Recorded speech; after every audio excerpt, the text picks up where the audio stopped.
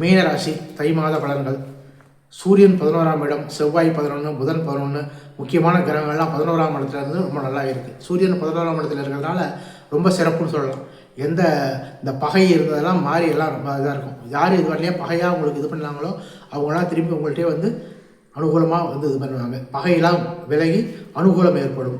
பொருளாதார நிலை உயரும், ரொம்ப நல்லாவே இருக்கும். கேது 6 ரொம்ப சிறப்பாகவே இருக்குது.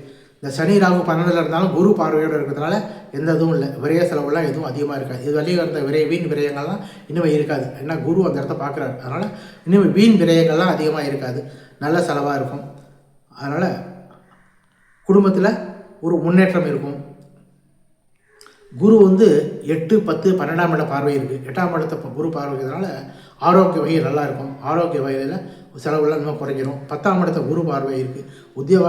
உத்தியோகத்தில் ஒரு முன்னேற்றம் ஏற்படும். உயர் அதிகாரிகள் பாராட்டு பெறுவீங்க, புகழ் பெறுவீங்க, சம்பள உயர்வு, ஊதிய உயர்வு, இதேமாதிரி இதெல்லாம் கிடைக்கும். அருமையாக இருக்குது.